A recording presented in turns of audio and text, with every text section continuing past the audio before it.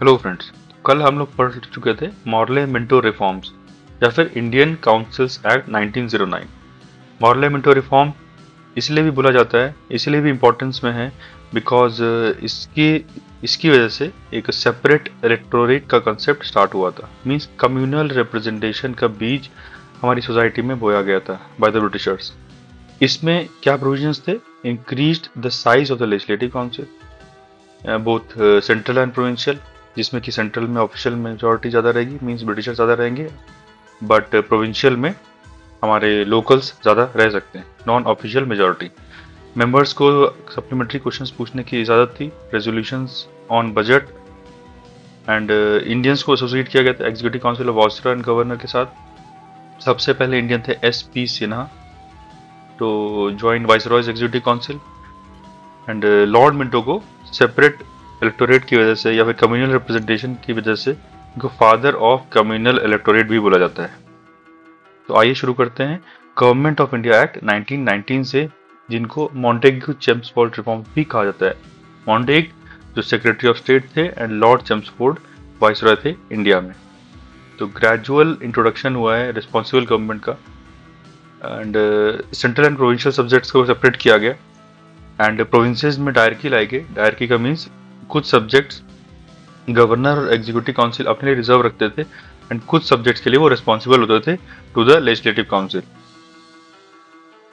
And then introduction of bicameralism at the centre, means upper house and lower house होगा, council of state and legislative assembly होगा। Direct election का भी concept एक introduce किया गया। ली commission के recommendation पर एक central public service commission setup किया गया, जो आज के टाइम पर यूनियन पब्लिक सर्विस कमीशन कहा जाता है। इसकी सेटअप ये शुरुआत हुई थी 1926 में। सेपरेट बजट्स बनाए गए थे for provincial and central legislature. Franchise means कौन कौन वोट दे सकेगा on the basis of property, taxation, education, जिसकी ज़्यादा होगी वो वोट दे सकते हैं। Created a new office of high commissioner of India internal. 3 out of 6 members of the executive council will be Indians except commander in chief. Means जो armed forces की जो लगाम होगी वो ब्रिटिशर के हाथों में होगी, कंट्रोल ब्रिटिशर्स करेंगे। वेयरएज एग्जीक्यूटिव काउंसिल में 3 इंडियंस हो सकते हैं। अब सेपरेट इलेक्टोरेट्स को Sikh, Christian, Anglo Indians, Europeans के लिए भी शुरू कर दिया गया। एक स्टैट्यूटरी कमीशन का अपॉइंटमेंट हुआ कि जो 10 साल बाद इसी गवर्नमेंट ऑफ इंडिया एक्ट 1919 को स्टडी करेगी, जिसका नाम होगा साइमन कमीशन। 1927 में वो अपॉइंट कर दिए गए।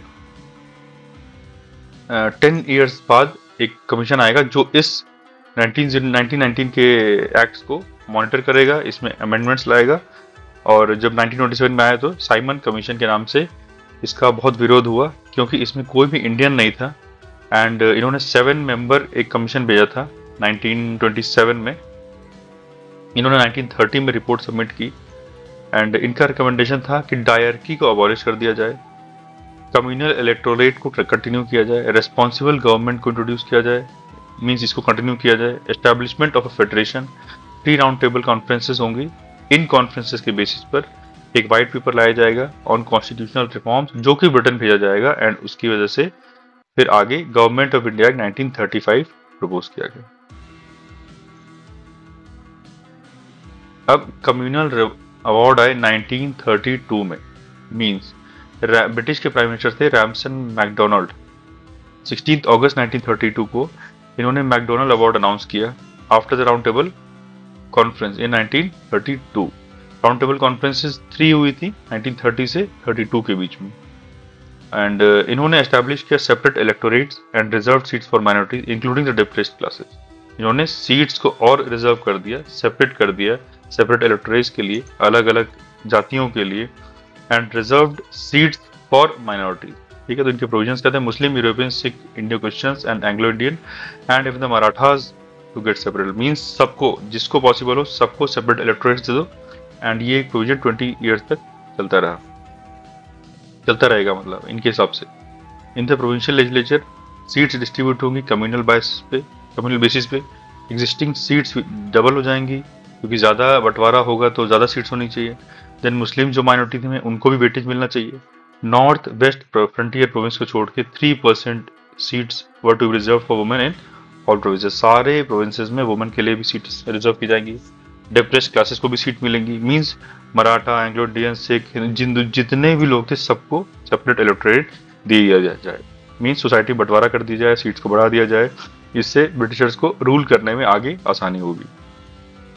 Depressed classes were to get double vote, one to be used through separate electorate and other to be used in the general electorate.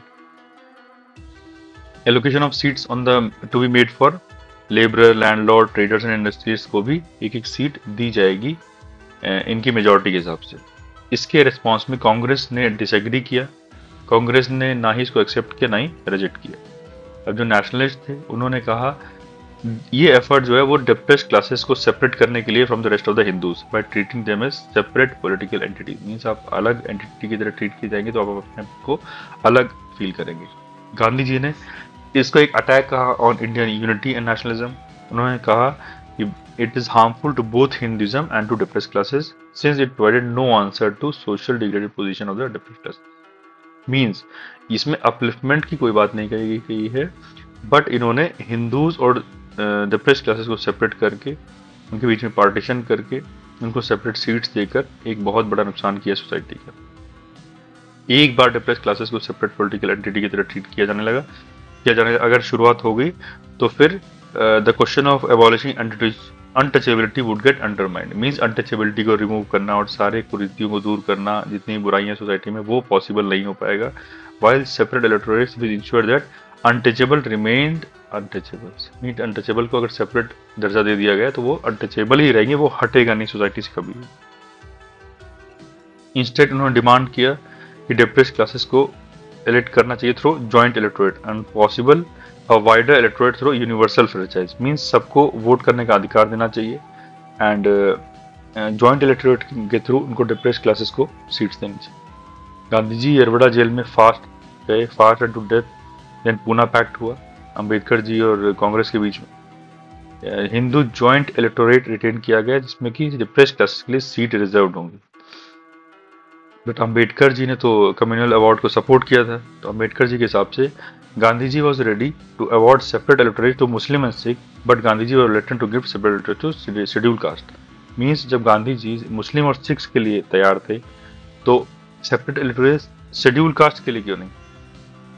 इस वजह से अंबेडकर जी और गांधी जी के बीच में नर्मदा जेल, फिर उसके बाद इसकी वजह से इनका फास्ट खत्म हुआ। तो ये था कम्युनल अवार्ड 1932। अब इसके सारे प्रोविजन जो साइमन कमीशन के थे ये गवर्नमेंट ऑफ इंडिया एक्ट 1935 में लाए गए। इस गवर्नमेंट ऑफ इंडिया 1935 के बेसिस पर ही हमारा सारा का सारा कॉन्स्टिट्यूशन बना हुआ है। तो आइए डिटेल में जानते हैं गवर्नमेंट ऑफ इंडिया एक्ट 1935। एक ऑल इंडिया फेडरेशन बनाया जाएगा प्रोविंसेस और प्रिंसली स्टेट्स को मिला के, जिसमें कि प्रिंसली स्टेट ने कभी ज्वाइन नहीं किया। Princely states, British India, provinces सबको मिलाकर एक ऑल इंडिया फेडरेशन बनाया जाएगा। 3 सब्जेक्ट्स में डिवाइड हुआ है, federal list, provincial list and concurrent list. Provincial autonomy means provinces को अधिकार होगा अपने लिए कानून बनाने का, and dyarchy was abolished in the provinces, dyarchy abolish कर दी गई and the centre adopted dyarchy. Then bicameral means upper house and lower house Bengal, Bombay, Bihar, Madras, Assam में यूनाइटेड प्रोविंसेस में चलता रहा।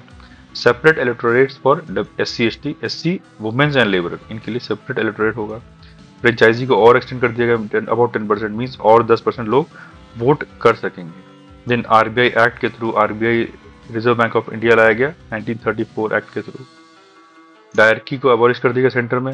फेडरल सब्जेक्ट्स को रिजर्व और ट्रांसपोर्ट सब्जेक्ट्स में डिस्ट्रीब्यूट कर दिया गया। Then residue powers with the viceroy, means जो आज के टाइम पर state subject, central subject and concurrent subjects हैं, कॉन्करेंट लिस्ट जो है वो इसकी शुरुआत हो चुकी है। Federal subject divided into reserved and transferred and means state and centre, and concurrent list with the viceroy means concurrent list में दोनों लोग हिस्सा ले सकते हैं, दोनों लोग अपने अपने रूल्स बना सकते हैं आज के हिसाब से, बट उस समय पर रेसिड्यू पावर्स जो थी वो वाइसरॉय के पास।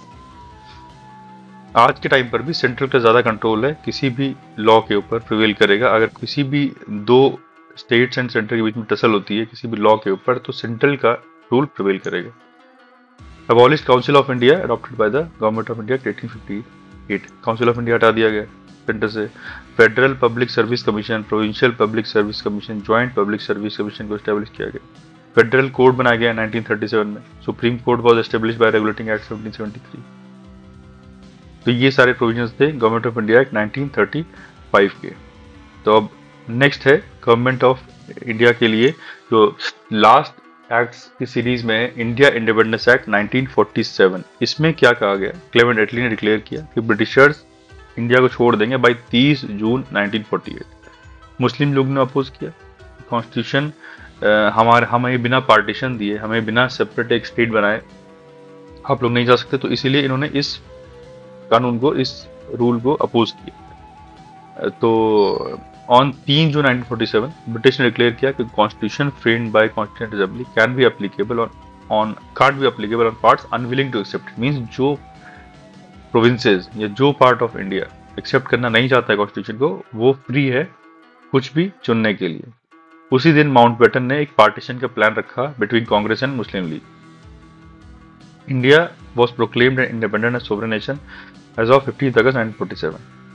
Partition of India into India और पाकिस्तान, और जो इंडिपेंडेंट रहना चाहें वो इंडिपेंडेंट रह सकते हैं, ये ऑप्शन दी गई थी प्रिंसली स्टेट्स को। Viceroy and governor general and office of the secretary of state abolish कर दिया गया। एम्परर ऑफ इंडिया का जो टाइटल लोग लेकर ब्रिटिशर्स घूमते थे, उनको टाइटल्स को खत्म कर दिया गया। Granted constituent assembly to create and approve any constitution and revoke any law. Means constituent assembly के पास पावर है किसी भी कानून को एक्सेप्ट करने की एंड रिजेक्ट करने की, including the independence act 1947। Lapse of British paramountcy means British की सुप्रीमेसी खत्म हो जाएगी। Then appointment of civil service and reservation by the secretary of state, इनको डिसकंटिन्यू कर दिया गया। Governor general of India and provincial government to act on the advice of council of matters and all matters. Means अब वो अपने council के ही जो decision है उसका सम्मान रखते हुए ही कोई डिसीजन लेंगे। No act of British parliament will extend to domain of India. British parliament का कोई भी एक्ट 15 अगस्त 1947 के बाद इंडिया में नहीं चलेगा। 1946 की कॉन्स्टिट्यूंट असेंबली पहली पार्लियामेंट बनी इंडियन डोमिनियन की।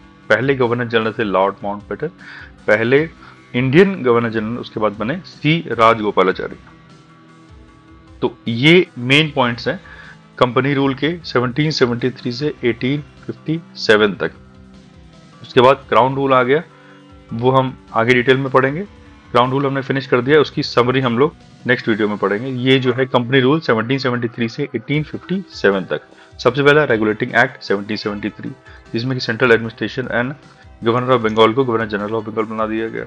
अमेंडिंग एक्ट ऑफ 1781 में क्या किया गया था, गवर्नर जनरल को और उसकी काउंसिल को सुप्रीम कोर्ट की जुरिसडिक्शन से दूर रखा गया था। पिट्स इंडिया एक्ट 1784 में क्या किया गया था, कमर्शियल एंड पॉलिटिकल फंक्शन को सेपरेट करके court of directors board of control बनाया गया।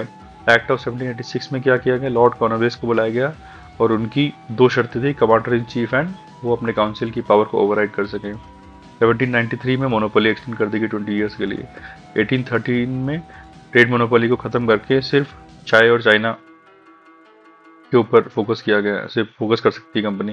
Christian missionaries and western education को भेजा गया इंडिया में, तो दैट वो इजीली रूल कर सकें। 1833 में क्या हुआ, गवर्नर जनरल ऑफ बंगाल को गवर्नर जनरल ऑफ इंडिया बना दिया गया इन विलियम बेंटे के फॉर्म में। एंड 1853 चार्टर एक्ट में competition to civil services exam था, वो कंपटीशन सबके लिए ओपन रखा गया एंड लोकल रिप्रेजेंटेशन भी हो सकती है।